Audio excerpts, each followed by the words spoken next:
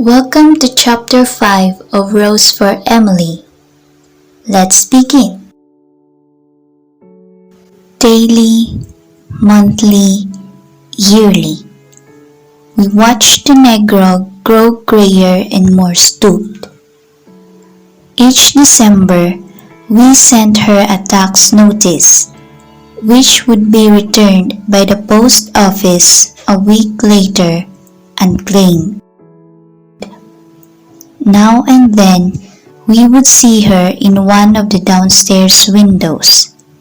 She had evidently shut up the top floor of the house, like the carven torso of an idol in a niche. Looking or not looking at us, we could never tell which.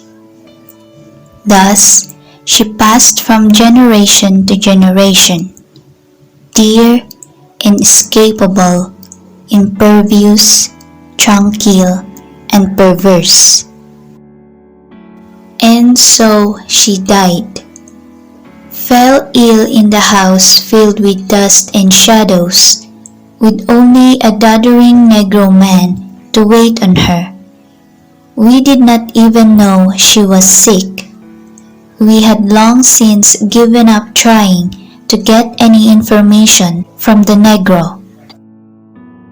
He talked to no one, probably not even to her, for his voice had grown harsh and rusty, as if from disuse. She died in one of the downstairs rooms, in a heavy walnut bed with a curtain, her gray hair propped on a pillow yellow and moldy with age and lack of sunlight. The Negro met the first of the ladies at the front door and let them in, with their hushed, sibilant voices and their quick, curious glances, and then he disappeared. He walked right through the house and out the back and was not seen again. The two female cousins came at once. They held the funeral on the second day, with the town coming to look at Miss Emily beneath a mass of bought flowers, with the crayon face of her father musing profoundly above the bier, and the ladies sibilant and macabre, and the very old men, some in their brushed Confederate uniforms, on the porch and the lawn, talking of Miss Emily as if she had been a contemporary of theirs, believing that they had danced with her and courted her, perhaps.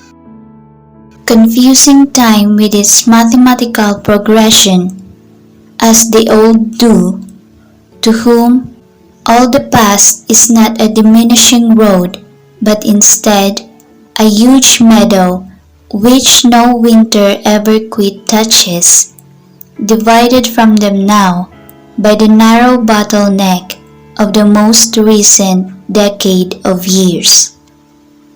The man himself lay in the bed. For a long while we just stood there, looking down at the profound and fleshless green. The body had apparently once lain in the attitude of an embrace, but now the long sleep that outlasts love, that conquers even the grimace of love, had concluded him.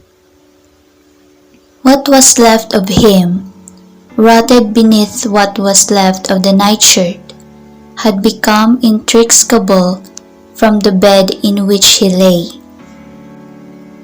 And upon him, and upon the pillow beside him, lay that even coating of the patient and biding dust. Then we noticed that in the second pillow was the indentation of a head. One of us lifted something from it, and leaning forward, that faint and invisible dust, dry and acrid in the nostrils, we saw a long strand of iron gray hair.